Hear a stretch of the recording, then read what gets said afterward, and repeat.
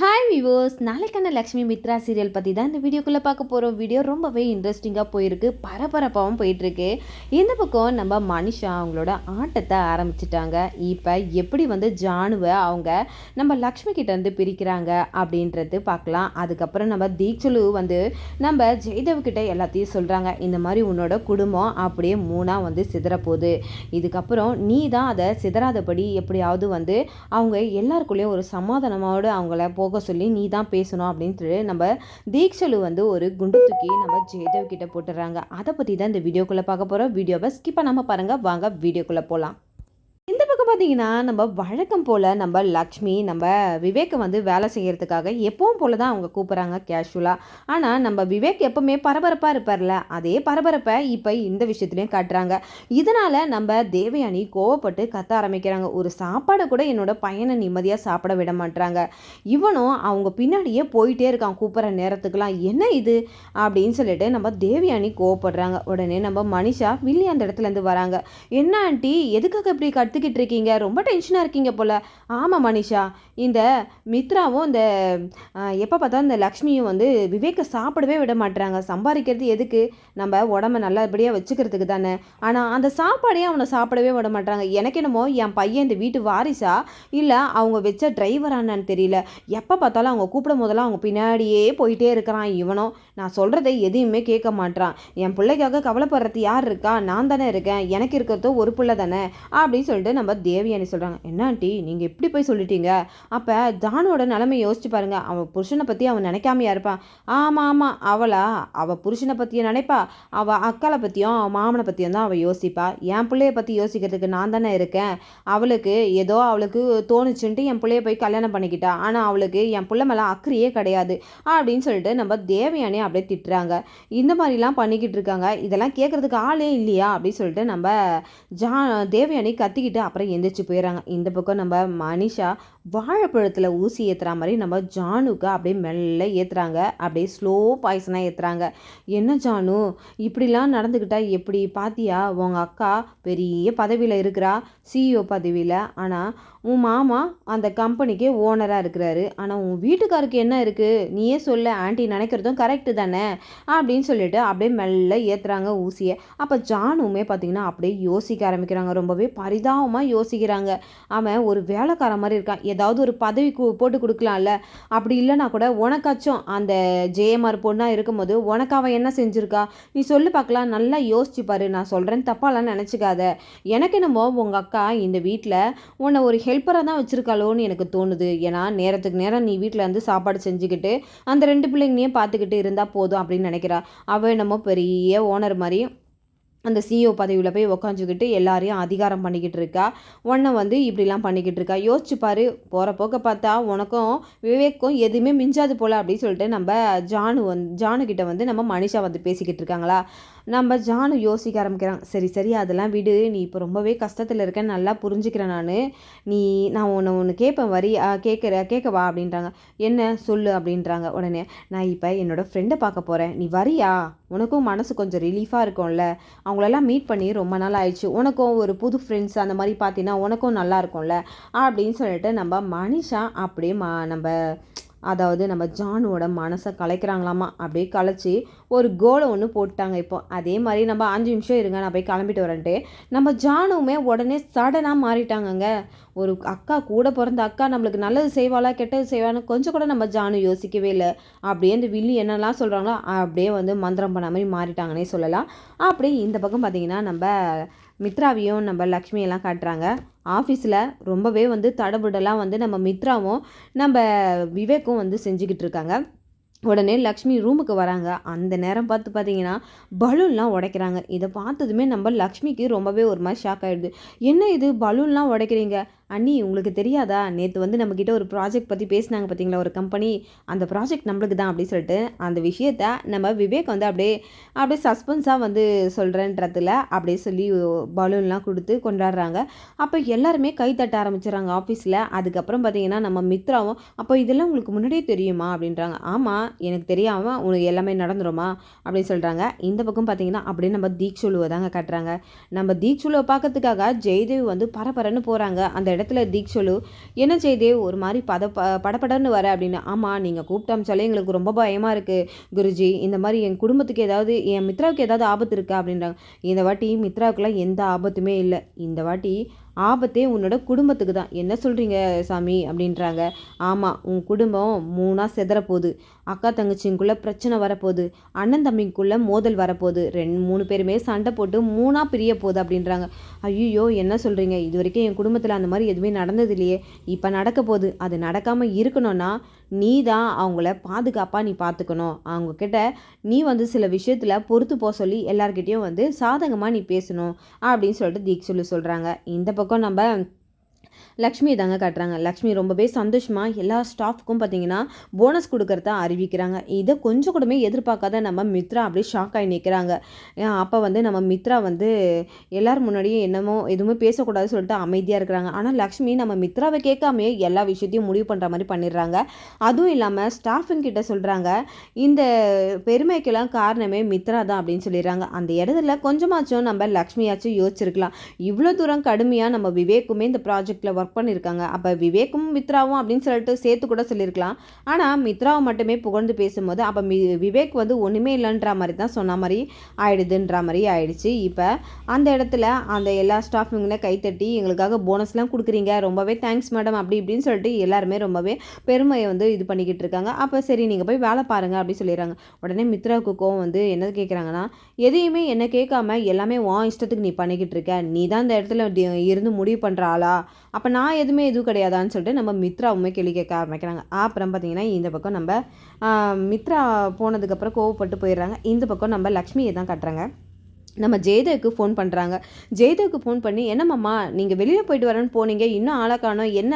அப்படி சொல்லிட்டு கேட்குறாங்க. அப்போ நம்ம லக்ஷ்மி கிட்ட சொல்லலாமா வேணாவா அப்படின்னு சொல்லிட்டு சொல்லும் போது தான் லக்ஷ்மி ஒரு குட் நியூஸை சொல்கிறாங்க. நம்ம ப்ராஜெக்ட்டுக்கு வந்து அந்த ப்ராஜெக்ட் ஓகே ஆகி நம்மளுக்கு கிடச்சிருது அப்படின்னு சொல்லும்போது அவங்களுக்கு ரொம்ப சந்தோஷமாக இருக்குது. ஆனாலும் வீட்டில் இந்த மாதிரி ஒரு பிளவு நடக்க போகுதுன்றத வந்து நம்ம ஜெயதேவால் நம்ம லக்ஷ்மி கிட்ட சொல்ல முடியாமல் தவிச்சிட்ருக்காங்க. அப்படியே இந்த பக்கம் பார்த்திங்கன்னா நம்ம மனிஷா நம்ம ஜானுவை அவங்க ஃப்ரெண்டோட சந்திக்கிறதுக்காக கூட்டிகிட்டு போகிறாங்க. அப்போ தேவயானி கேட்குறாங்க, "எதுக்காக நீ வந்து உன்னோட ஃப்ரெண்டை பார்க்கறதுக்கு அவளை கூட்டிகிட்டு போகிற? நீ என்ன பைத்தியமா?" அப்படின்னு கேட்குறாங்க. "ஆண்டி, எல்லாமே நான் ஒரு காரணத்துக்காக தான் பண்ணுறேன். இந்த குடும்பம் நல்லா இருக்கக்கூடாதுன்னு நீங்களும் நினைக்கிறீங்கல்ல, அதுக்காக தான் என்னோட ஆட்டத்தை இப்போ நான் ஃபஸ்ட்டு ஆரம்பிச்சிருக்கேன். அதுவும் ஜானு மூலமாக ஆரம்பிச்சிருக்கேன். இப்போ இதுக்கப்புறம் இந்த ஆட்டம் சூடு பிடிக்கிறத நீங்கள் பார்ப்பீங்க. இப்போவே நான் எல்லாத்தையும் சொல்லிட்டேன்னா அதில் ஒரு சஸ்பென்ஸ் இருக்காதுல்ல." அப்படின்னு சொல்லிட்டு நம்ம மனிஷா வந்து தேவயானிக்கிட்டே சொல்கிறாங்க. உடனேமே சரி சரி ஏதோ பண்ணு அப்படின்றாங்க. நம்ம அப்படியே ஜானுவும் கிளம்பி வராங்க. அப்புறம் ஃப்ரெண்ட்ஸும் கூடலாம் போகிறாங்க. அங்கே ஏதோ பார்ட்டிக்காக பேமெண்ட்டெல்லாம் எல்லோரும் கேட்டுக்கிட்டு இருக்காங்க. யாரோட அக்கௌண்ட்டில் எவ்வளோ காசு இருக்குது கொஞ்சம் கொடுங்க அப்படின்றாங்க. அப்போ மனிஷா கிட்டே கேட்குறாங்க, "என்ன மனிஷா, பேமெண்ட் எடுத்துகிட்டு வந்திருக்கியா?" "ஆ, என்னோட அக்கௌண்ட்டில் நான் எடுத்துகிட்டு வந்திருக்கேன்" அப்படின்றாங்க. அப்போ ஜானுவையும் கேட்குறாங்க. ஜானு கிட்டே பணம் இல்லை. அப்போ நம்ம மனிஷா ஆல்ரெடி இந்த ஃப்ரெண்டுங்கிட்டலாம் சொல்லி இந்த இடத்துல ஒரு கொஞ்சம் டென்ஷன் ஏற்றி விடலாம் ஜானுக்கு அப்படின்னு சொல்லிட்டு அவங்க ஃப்ரெண்டுங்களும் வந்து மனிஷா சொன்ன மாதிரி பேசுகிறாங்க. "என்ன ஜானு, உன்னோட அக்கௌண்ட்டில் காசு இருக்கா?" அப்படின்றாங்க. "என்னோட அக்கௌண்ட்டில் காசா? அப்படிலாம் எதுவுமே இல்லை." "என்ன ஜானு சொல்கிற? உன்னோட அக்கா சிஇஓ பதவியில் இருக்காங்க, உனக்கிட்ட ₹1 இல்லையா? அப்போ உன் புருஷன் எல்லாருமே நீங்கள் என்ன அவங்களுக்கு அடிமைத்தனமாக வேலை செய்கிறீங்களா? உங்களுக்குன்னு ஒரு அக்கௌண்ட்டில் ₹1 இருக்காதா?" அப்படின்னு சொல்லிட்டு எல்லாருமே வந்து நம்ம ஜானு அசிங்கப்படுத்துகிறாங்க. அப்போ நம்ம மனிஷா, "சரி ஓகே, உனக்காக மனிஷா போடுவா" அப்படி சொல்கிறாங்க. உடனே மனிஷா சொல்கிறாங்க, "ஐயோ, என்கிட்ட அந்த அவ்வளோலாம் காசு இல்லை. எனக்கு இப்போதைக்கு 1 லேக் நான் எடுத்துகிட்டு வந்திருக்கேன். என்னோட அக்கௌண்ட்டில் அவ்வளோதான் இருக்குது" அப்படின்றாங்க. "வேணும்னா ஜானு நீ என்ன பண்ணுறனா, இப்போ லக்ஷ்மிக்கு ஃபோன் பண்ணி உனக்கு ஒரு 1 லேக் அனுப்ப சொல்லு" அப்படின்னு சொல்லிட்டு சொல்கிறாங்க. இந்த ஜானு எதையுமே கேட்காம இவ சொல்கிறதெல்லாம் கேட்டு தலையாட்டிக்கிட்டு நம்ம லக்ஷ்மிக்கு ஃபோன் பண்ணி, "இந்த மாதிரி நான் வெளியில் வந்திருக்கேன்" அப்படின்னு சொல்லிட்டு லக்ஷ்மி கிட்ட வந்து பேமெண்ட் கேட்குறாங்க. அதுக்கு லக்ஷ்மி, "உனக்கு எதுக்கு 1 லேக்கு? நீ என்ன விளையாடிக்கிட்டு இருக்கியா?" அப்படின்னு சொல்லிட்டு அந்த இடத்துல 4 கேள்வி கேட்குறாங்க. இதை பார்த்து நம்ம ஜானுக்கு செம்ம எரிச்சலாகுது. நம்மளை கேள்வி கேட்குறாளே, இவங்கெல்லாம் சொல்கிற மாதிரி தானே இவ்வளோ நடந்துக்கிறா அப்படின்னு சொல்லிட்டு நம்ம ஜானுக்கு லக்ஷ்மி மேலே இப்போ இருக்க வெறுப்பு அதிகமாக வந்துக்கிட்டே இருக்குன்னே சொல்லலாம். இந்த பக்கம் பார்த்தீங்கன்னா நானும் பேசிக்கிட்டே இருக்கும்போது நம்ம லக்ஷ்மி சொல்கிறாங்க, இரு மாமா கால் பண்ணுறாங்க" அப்படின்னு சொல்லிட்டு ஃபோனை வச்சுட்டு நம்ம ஜானுவோட ஃபோனை கட் பண்ணிடுறாங்க. இதனால ஜானுக்கு ரொம்பவே அவமானமாகிடுது அந்த இடத்துல. இந்த பக்கம் நம்ம மித்ரா வந்து லக்ஷ்மி கேள்வி கேட்குறாங்க. நீயா எல்லாம் முடிவை எடுத்துட்டு போனஸ் கொடுக்கணும் அப்படி இப்படின்னு சொல்லிட்டு சொல்கிறியே, இதெல்லாம் உனக்கு நல்லா இருக்கா? நான் இந்த கம்பெனியோட ஓனர் அப்படின்னு சொல்லிட்டு நம்ம மித்ரா சொல்கிறாங்க. அதுக்கு நம்ம லக்ஷ்மிக்கு ஒரு மாதிரி படபடன்னு இருக்குது. ஐயோ, இவரை கேட்காம நம்ம ஏதாவது முடிவு எடுத்துட்டோமா? சாரிங்க, இனிமேல் நான் இந்த மாதிரி முடிவெல்லாம் எடுக்க மாட்டேன், என்னை மன்னிச்சிடுங்க. அடுத்த வாட்டி நான் முடிவு எடுக்கும் போது கண்டிப்பாக உங்ககிட்ட நான் கேட்டுட்டு தான் எடுப்பேன் அப்படின்னு சொல்லிட்டு நம்ம லக்ஷ்மி பார்த்தீங்கன்னா அப்படியே எக்ஸ்பிளைன் கொடுத்துக்கிட்டே இருக்காங்க. உடனே நம்ம மித்ரா சிரிக்க ஆரம்பிச்சிடுறாங்க. எதுக்கு உனக்கு இவ்வளோ டென்ஷனு? உடனே நான் சும்மா டெஸ்ட் பண்ணி பார்க்க தான் இது பண்ணேன். பரவாயில்ல, இத்தனை நாள் நான் யோசிக்காத விஷயத்த கூட நீ யோசிச்சு அவங்களுக்கு போனஸ் கொடுக்கணும்னு யோசிச்சிருக்க பற்றியா? அப்போ அதை கொடுக்கும் போது அவங்க இன்னும் ஆர்வமாக வேலை செய்வாங்க. இத்தனை நாள் அது எனக்கு தெரியாமல் போச்சு அப்படி சொல்லிட்டு நம்ம லக்ஷ்மி கிட்ட நான் கங்க்ராஸ் பண்ண தான் உனக்கு வந்தேன் அப்படின்னு சொல்லிட்டு நம்ம மித்ரா வந்து சொல்கிறாங்க. அதுக்கப்புறம் ரெண்டு பேருமே ஒரு மாதிரி வந்து அப்படியே ரொமான்ஸ் முடுக்க போயிடுறாங்க. அப்படியே நம்ம மித்ரா வந்து லக்ஷ்மியை அப்படியே கட்டி அணைச்சிக்கிறாங்க. இந்த பக்கம் நம்ம விவேக் உள்ள தெரியாமல் வந்துடுறாங்க. ஐயோ, நான் தெரியாமல் வந்துட்டேனே அப்படின்னு சொல்லிட்டு நம்ம விவேக்கு, அண்ணி மீட்டிங் இருக்குது, சரி சரி சரி நான் போகிறேன் அப்படின்னு சொல்லிட்டு நம்ம விவேக் வந்து வெளியில் போயிடுறாங்க. அப்படியே இந்த பக்கம் பார்த்தீங்கன்னா நம்ம மனிஷாவும் நம்ம ஜானுவும் காரில் வந்துக்கிட்டே இருக்காங்க. மனிஷா சொல்கிறாங்க, இதுக்கு மேலே நான் சொல்கிறத உனக்கு சொல்லிட்டேன், இதுக்கு மேலே நீ தான் உன்னை வந்து பார்த்துக்கணும். இந்த மாதிரி உனக்கும் இந்த மாதிரி விவேக்குக்கும் எந்த ஒரு அடையாளமும் இல்லாமல் இருந்தால் இதுக்கு மேலே சரிப்பட்டு வராது. நீ தான் சூதானமாக இருந்து உன்னை வந்து நீ வந்து கரெக்டாக வந்து பார்த்துக்கணும். இதுக்கப்புறம் உன்னோட அக்காவை நீ நம்பினா வேலைக்காகாது அப்படின்னு சொல்லிட்டு அப்படியே வந்து இன்னும் கொஞ்சம் வந்து பெட்ரோலை ஊற்றிக்கிட்டே இருக்காங்க. அவங்க அப்படியே ஜானு பார்த்தீங்கன்னா எரிஞ்சுக்கிட்டே இருக்காங்க கோவத்தில். இந்த பக்கம் பார்த்தீங்கன்னா நம்ம லக்ஷ்மியும் மித்ரா எல்லாருமே வீட்டுக்கு வரத்துக்காக காரில் ஒரு பக்கம் வந்துக்கிட்டு இருக்கா. ஒரு பக்கம் பார்த்தீங்கன்னா நம்ம இவங்கள கட்டுறாங்க, ஜெயதேவ் தான் கட்டுறாங்க. ஜெயதேவ் வீட்டுக்கு வந்ததுமே நம்ம ஜானுன்னு கூப்பிட்டுக்கிட்டே இருக்காங்க. உடனே நம்ம தேவயானி தான் வராங்க. என்னம்மாம்மா வந்ததும் வராதுமா ஜானுவை கூப்பிட்டுக்கிட்டு இருக்கீங்க அப்படின்றாங்க. இல்லைம்மா சும்மா தான் கூப்பிட்டேன், ஜானு எங்கம்மா அப்படின்றாங்க. இந்த மாதிரி மனிஷா கூட வெளியில் போயிருக்கா அப்படின்னு சொன்னதுமே நம்ம ஜெய்தவுக்கு தூக்கி வாரி போட்டு டக்குன்னு எந்திரிச்சு நின்றுடுறாங்க அந்த அதிர்ச்சியில். என்னம்மாம்மா, நான் மனிஷா கூட தானே வெளியில் போயிருக்கான்னு சொன்னேன், அவள் என்ன பேயா பிசாசா, எதுக்காக இப்படி வந்து பதறீங்க? அதெல்லாம் ஒன்றும் இல்லை, எதுக்காக அவள் கூட இவள் போயிருக்கா அப்படின்னு சொல்லிட்டு கேட்குறாங்க. அது ஏதோ அவள் இது பண்ணணும் அப்படின்னு சொல்லிட்டு போயிருக்கா, அதனால அவளுமே கூட்டிகிட்டு போயிருக்கா அப்படின்னு சொல்கிறாங்க. நம்ம ஜெயதேவ் அப்படியே மனசுக்குள்ளேயே புலம்ப ஆரம்பிச்சிடுறாங்க. ஐயோ, இந்த மனிஷா கூட இந்த ஜானு எப்போ சேர்ந்தா, எப்போ வந்து இவ கூட சேர்ந்து வெளியில் போக ஆரம்பித்தா, ஒன்றுமே புரியலையே, எதனால் இப்படிலாம் பண்ணிக்கிட்டு இருக்கான்ட்டு பல கேள்விகள் வந்து நம்ம ஜெயதேவ் மனசில் தோணிக்கிட்டே இருக்குது. இந்த பக்கம் மாமா அப்படின்னு கூப்பிட்றாங்க. என்ன ஆச்சு உங்களுக்கு அப்படின்றாங்க. ஏதாவது வேணுமா அப்படின்றாங்க. இல்லைம்மா, எனக்கு கொஞ்சம் தண்ணி மட்டும் எடுத்துகிட்டு வா அப்படின்றாங்க. தண்ணி எடுத்துகிட்டு வந்து நம்ம தேவயானி நிற்கிறாங்க. அப்பவும் நம்ம ஜெயதேவுக்கு தேவயானி வந்து நிற்கிறது தெரியல, ஒரே அந்த அதிர்ச்சியில் நிற்கிறாங்க. ஆல்ரெடி தீக்ஷலு சொல்லிட்டாங்க உங்கள் வீட்டில் அக்கா தங்கச்சிக்குள்ளேயும் அண்ணன் தம்பிக்குள்ளேயும் பிரச்சனை வரப்போகுதுன்ட்டு. இப்போ வந்ததுமே இந்த பிரச்சனை ஸ்டார்ட் ஆகுதுன்னு நினச்சதுமோ நம்மளுக்கு ஜெயதேவுக்கு ஒரு மாதிரி படப்படன்னு ஆகிடுது. உடனே நம்ம தேவயானி தண்ணியும் கொடுக்குறாங்க கூப்பிட்டு. அதுக்கப்புறம் நம்ம தேவயானி கேட்குறாங்க, ஏதாவது என்னம்மாச்சு, ஏதாவது பிரச்சனையா அப்படின்றாங்க. அதெல்லாம் ஒன்றும் இல்லைம்மா அப்படின்றாங்க. இல்லை, சம்திங் ஏதோ இருக்குது அப்படின்னு சொல்லிட்டு நம்ம தேவயானி யோசிக்க ஆரம்பிக்கிறாங்க. இந்த பக்கம் பார்த்தீங்கன்னா காரில் வந்துக்கிட்டே இருக்காங்க. கார் பிரேக் டவுன் ஆகிடுது அந்த இடத்துல. உடனே நம்ம மித்ரா லக்ஷ்மி எல்லாருமே காரை இறங்கி பார்க்குறாங்க. உடனே கார் வந்து கொஞ்சம் பஞ்சர் ஆகிடுது, வேறு வந்து டயர் மாற்றணும் அப்படின்னு சொல்லிட்டு விவேக் சொல்கிறாங்க. ஸ்டெரிடா ஸ்டெப்னி எடு மாற்றலாம் அப்படின்றாங்க. அதுக்கு நம்ம விவேக் சொல்கிறாங்க, இல்லை அது மாற்ற லேட் ஆகும், நீங்கள் வேணா கேபில் புக் பண்ணி தரேன், நீங்கள் போயிடுங்க அப்படின்றாங்க. உடனே இல்லைடா நம்ம ஸ்டெப்னி பார்த்துட்டு போகலாம், ஒன்றும் பிரச்சனை இல்லை அப்படின்னு சொல்லிட்டு நம்ம மித்ரா எவ்வளோ சொல்கிறாங்க. இல்லை நான் ஸ்டெப்னி எடுத்து அதுக்கு வந்து மெக்கானிக் தான் வந்து மாற்றணும் அப்படின்னு சொல்கிறாங்க. அதுக்கு வந்து அவர் மாற்றி அதுக்கப்புறம் நம்ம போகிறதுக்கு லேட் ஆகிடும், அது வரைக்கும் உங்களால் நிற்க முடியாதுல்ல, நீங்கள் கிளம்புங்கன்னு சொல்லிட்டு உடனே கேபை புக் பண்ணுறாங்க. கேபுமே வந்துடுது. நம்ம விவேக் பார்த்தீங்கன்னா நம்ம லக்ஷ்மியையும் மித்ராவையும் கிளம்ப சொல்லிடுறாங்க. அவங்களுமே சரி நீ பார்த்துட்டு வந்துரு அப்படின்னு சொல்லிட்டு அவங்க கேஷுவலாக எப்போவுமே கிளம்புற மாதிரி கிளம்பிடுறாங்க. இந்த பக்கம் பார்த்தீங்கன்னா அதே வழியில் நம்ம வில்லி வராங்க, நம்ம ஜானுவை கூப்பிட்டுக்கிட்டு. உடனே வில்லி வந்து நம்ம விவேக்கை வந்து பார்த்துடுறாங்க. உடனே நம்ம மனிஷா வந்து விவேக்கை பார்த்ததுமே டிரைவர்கிட்ட சொல்லி காரை நிறுத்துங்க, பார்த்தியா விவேக்குங்க காரோட ஸ்டெப்னியை மாற்றிட்டு இருக்கான் அப்படின்னு சொல்கிறாங்க. உடனே நம்ம ஜானு உடனே கோபத்தோடு வராங்க. என்ன இது ஸ்டெப்னி மாற்றிட்டுருக்க, நீ மட்டும்தான் இருக்கியா அப்படின்னு கேட்குறாங்க.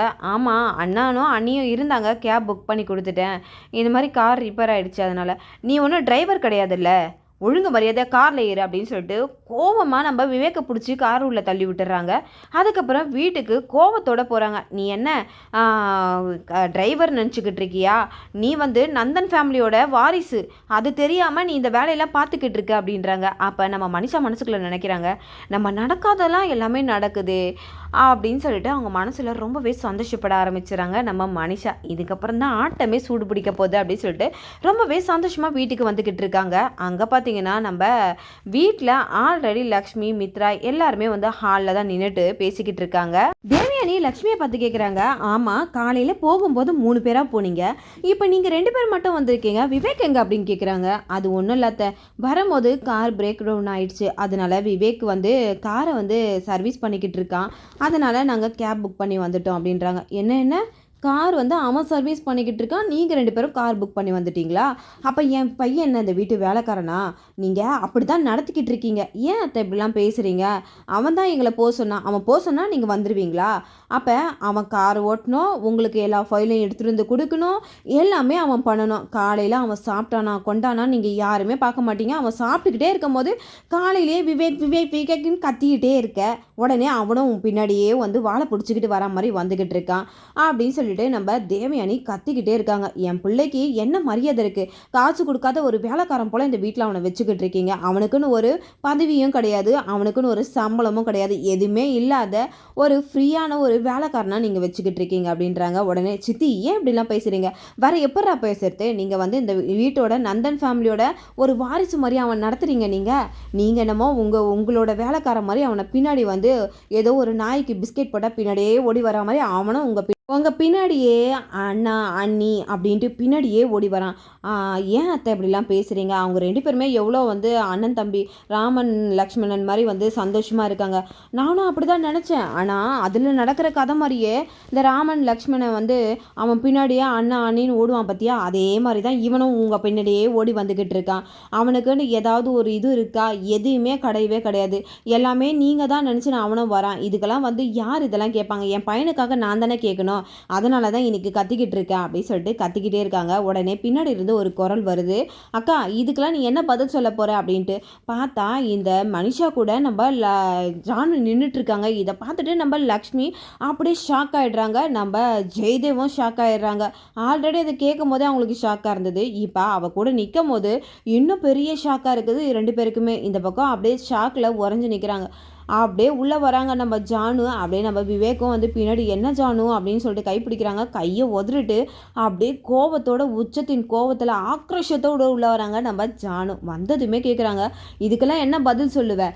என் புருஷன் என்ன மெக்கானிக்கா உங்களுக்கு, இல்லை இந்த வீட்டு வேலைக்காரனா, நீங்கள் வச்ச பியூனா அப்படின்னு சொல்லிட்டு வார்த்தைக்கு வார்த்தை அடுக்கடுக்காக பேசுகிறாங்க நம்ம ஜானு. இதை கேட்டுட்டு நம்ம லக்ஷ்மிக்கு ஒன்றுமே புரியல, அப்படியே தலையெல்லாம் சுற்ற ஆரம்பிச்சிருது. கேட்குறால கேள்வி கரெக்டாக தானே கேட்குறா, உன் தங்கச்சி பதிலை சொல்லு அப்படின்னு சொல்லிட்டு நம்ம லக்ஷ்மியை கேள்வி கேட்குறாங்க நம்ம தேவயானி. உடனே தேவயானி பார்த்தீங்கன்னா அப்படியே மனிஷா கையை பிடிக்கிறாங்க. மனிஷாவுக்கு ஒரே சிரிப்பு தாங்க முடியல, சந்தோஷமாக இருக்காங்க. அவங்க நினச்சது இவ்வளோ சீக்கிரம் நடக்கும்ன்ட்டு இவங்க நினச்சி கூட பார்க்கல. அந்த அளவுக்கு வந்து அவங்க ஊற்றின நெருப்பு வந்து பற்றிக்கிட்டு எரியுது அந்த குடும்பத்தில். இந்த பக்கம் ஜெயதேவுக்கு என்ன சொல்கிறதுனே தெரியல. அவங்களுக்கு ஒரு பக்கம் பதட்டமாகவே இருக்குது, தீக்ஷலு சொன்ன மாதிரியே நடந்துடுமோன்ட்டு ஒரு பக்கம் பதட்டமாகவே இருக்காங்க நம்ம ஜெயதேவ். சித்தி எதுக்காக இப்படிலாம் பண்ணிக்கிட்டு இருக்கீங்கன்னு கேட்குறாங்க. நம்ம ஜானுவை வந்து நம்ம விவேக் எவ்வளோ தடுக்கிறாங்க, இதுக்கப்புறம் நிறுத்து வாய அப்படின்னு சொல்லிட்டு நம்ம ஜானு வந்து விவேக்கை பிடிச்சி திட்டுறாங்க. என்ன நினச்சிக்கிட்டு இருக்க நீ, பாட்டு உன் சொகுசில் இருக்க, நீ என்னமோ சிஓ பதவியில் இருக்க, அவனை என்னன்னா பியூன் மாதிரி வேலை வாங்கிட்டு இருக்க, எல்லாத்தையும் நான் பார்த்துக்கிட்டு தான் இருக்கேன், இதுக்கெல்லாம் என்ன பதில் அப்படின்னு சொல்லிட்டு நம்ம ஜானு எதிர்த்து பேசுகிறாங்க லக்ஷ்மியை. நம்ம விவேக் வந்து ஜானுக்கிட்டே இவ்வளோ சொல்கிறாங்க, ஜானு வார்த்தையை அளந்து பேசு, நீ ரொம்ப பேசுகிற, தயவு செஞ்சு ரூமுக்கு போறியா இல்லையா அப்படின்றாங்க. நான் எதுக்கு போனோம், நான்லாம் போக முடியாது அப்படின்றாங்க. இப்போ நீ போக முடியாதா அப்படின்னு சொல்லிட்டு நம்ம விவேக் வந்து ஜானுவை தரன்னு பிடிச்சி இழுத்துட்டு போகிறாங்க. இந்த பக்கம் லக்ஷ்மிக்கு வந்து அழுவ தாங்க முடியல, அவங்க ரொம்பவே மனசு நொந்துட்டாங்க. ஏன்னா அந்த அளவுக்கு நம்ம ஜானு வந்து நம்ம லக்ஷ்மியை பேசிட்டாங்க. அதனால லக்ஷ்மியும் ஒரு பக்கம் ரூமுக்கு போகிறாங்க. இந்த பக்கம் மித்ரா மித்ராவும் ரூமுக்கு போகிறாங்க. நம்ம தேவயானி சொன்னதை நம்ம மித்ரா ஒரு பக்கம் யோசித்து பார்க்குறாங்க. இதெல்லாம் வந்து நடிப்பு தான். என் பையனை நீங்களாம் ஒரு வேலைக்கார மாதிரி தான் யூஸ் பண்ணுறீங்க. யூஸ் அண்ட் மாதிரி அவனை யூஸ் பண்ணி அவனை வெறுமனே உங்களோட ஸ்டாஃபாக தான் வச்சுருக்கீங்க அப்படி இப்படின்னு சொன்னதெல்லாம் அவங்க ரீவைண்ட் பண்ணி பார்க்குறாங்க. இந்த பக்கம் லக்ஷ்மிக்கு அழுவ தாங்கலை. ஒரு பக்கம் ஜெயதேவுக்கு மனசெல்லாம் பதறுது. ஐயோ என் குடும்பம் வந்து இப்போ என் கூட வந்து அரவிந்தா இல்லையே, அவள் இருந்தால் இந்த மாதிரிலாம் ஆகாதே, எப்படி நான் இதை சமாளிக்க போகிறேன் அப்படின்னு சொல்லிட்டு கடவுளே அப்படின்னு சொல்லிட்டு நம்ம அரவிந்தா வந்து நம்ம ஜெயதேவ் வந்து ரொம்பவே வந்து ஒரு மாதிரி கஷ்டமாக பதறிட்டே இருக்காங்க. லக்ஷ்மியை பார்த்து எதுவுமே பேச முடியாமல் அந்த இடத்த விட்டு போயிடுறாங்க. நம்ம மனிஷாவுக்கு செம்ம கொண்டாட்டமாக இருக்குது. ஒரு பக்கம் ஜானுவும் விவேக்கும் சண்டை போட்டுக்கிட்டு இருக்காங்க. உனக்கு தான் விவேக் ஒன்றுமே தெரியல, நான் கூட இத்தனை நாள் வந்து என் அக்கா தான் என் உலகம் அப்படின்னு நினச்சிக்கிட்டு இருந்தேன். அவள் எவ்வளோ ஒரு சுயநலவாதின்றதை நான் இப்போ தான் புரிஞ்சுக்கிட்டேன். அவளே எல்லாமே அனுபவிக்கணும், அவளே சந்தோஷமாக இருக்கணும், அவள் குடும்பம் சந்தோஷமாக இருக்கணும், அவள் புருஷன் சந்தோஷமாக இருக்கணும் அப்படி தான் நினைக்கிறா. அண்ணி ஒன்றும் அப்படிலாம் கிடையாது. அண்ணி என்ன சொந்த பிள்ளை மாதிரி தான் நினைக்கிறாங்க. நானுமே அவங்க என்னை வேலை விடுறத பெருசாகவே எடுத்துக்கல. நீ எதுக்கு மூச்சு பிடிச்சி பேசிக்கிட்டு இருக்க? ஆமாம் உனக்காக நான் தானே பேசுவேன். அவள் தான் அவள் குடும்பம், அவள் புருஷன் எல்லாமே அவளுக்கே கிடைக்கணும் அவள் நினைக்கிறா. அப்போ நான் நினைக்கக்கூடாதா? நான் நினைக்கிறது தப்பா அப்படின்றாங்க. என்ன ஜானு, இத்தனை வருஷமாக அக்கா தான் எல்லாமே உலகம்னு அப்படின்னு நினச்ச, இன்னைக்கு வந்து பணத்துக்காக இப்படிலாம் வந்து உன் அக்காவை இப்படிலாம் பேசுறியே, உனக்கே அசிங்கமா இல்லையா அப்படின்னு சொல்லிட்டு நம்ம விவேக் ஒரு பக்கம் சண்டை போட்டுக்கிட்டு இருக்காங்க. இந்த பக்கம் பார்த்தீங்கன்னா மித்ரா போயிட்டு நம்ம லக்ஷ்மியை போய் பார்க்க போகிறாங்க. அங்கே போனால் நம்ம லக்ஷ்மி அழுதுகிட்டே இருக்காங்க. உடனே நம்ம மித்ராவை பார்த்து கண்ணெல்லாம் தொடச்சிக்கிட்டு எந்திரிக்கிறாங்க. லக்ஷ்மி, நீ வந்து ஜானு பேசுனதே நினச்சிக்கிட்டு இருக்கியா? அவள் ஏதோ ஒரு கோவத்தில் பேசிட்டா, நீ எதையும் நினச்சி மனசு வருத்தப்படாத அப்படின்றாங்க. எனக்கு ஒன்றுமே புரியலங்க, நான் என்ன தப்பு பண்ணேன் எனக்கு தெரியவே இல்லை. நான் வந்து இந்த வீட்டுக்கு நல்லதுக்கு தானே எல்லாமே பண்ணிக்கிட்டு இருக்கேன். அது எப்படி நான் பணத்துக்காக ஆசைப்பட்டு நான் விவேக் வேலைக்கார மாதிரி நடத்துவேன் அப்படி சொல்லலாம். எனக்கு ரொம்ப பயமாக இருக்குங்க. வீட்டில் எல்லாமே நடக்கும் போது எனக்கு ரொம்ப பயமாக இருக்குது. இந்த குடும்பம் ரெண்டாக உடஞ்சிருமோ அப்படின்ட்டு எனக்கு ரொம்ப பயமாக இருக்குது அப்படின்னு சொல்லிட்டு நம்ம லக்ஷ்மி அழுதுகிட்டே இருக்காங்க. நீ எதுக்கும் கவலைப்படாத, அதெல்லாம் சரியாயிடும். இல்லை இதுக்கு பின்னாடி இருந்து யாரோ வேலை பார்க்குறாங்கன்ட்டு நல்லாவே தெரியுது அப்படின்னு சொல்லிட்டு நம்ம லக்ஷ்மி அழுதுகிட்டே இருக்கும்போது பார்த்தீங்கன்னா அப்படியே மித்ராவும் கட்டி அணைச்சிக்கிட்டு நம்ம லக்ஷ்மிக்கு வந்து ஆறுதல் சொல்லிக்கிட்டு இருக்காங்க. இதோட பார்த்தீங்கன்னா என்னோட ப்ரமோ முடியுது. நாளைக்கான ப்ரமோவில் நம்ம மித்ரா வந்து என்ன முடிவெடுக்கிறாங்க, இதுக்கப்புறம் நம்ம விவேக்கை வச்சு அவங்க ஒர்க் பண்ணுவாங்களா இல்லையா, நம்ம விவேக்கை வந்து வேண்டாம் சொல்லிடுவாங்களா, அவங்களோட வேலையை அவங்களே பார்த்துப்பாங்களா, இதுக்கப்புறம் என்னெல்லாம் பிரச்சனை நடக்குது, இந்த மனிஷாவும் தேவயானி இதுக்கப்புறம் என்ன பண்ணுறாங்க, நம்ம ஜானு இதுக்கப்புறம் என்னெல்லாம் பண்ண போகிறாங்கன்ட்டு வெயிட் பண்ணி பார்ப்போம். என்னோட ரிவ்யூ உங்களுக்கு பிடிச்சிருந்தா மறக்காமல் உங்களோட கமெண்ட்களை என்னோட கமெண்ட் பாக்ஸில் தெரிவிங்க. வீடியோ பார்த்துட்டு இருக்கவங்க எல்லாருமே என்னோட சேனலுக்கு சப்போர்ட் பண்ணுங்கள். தேங்க்யூ.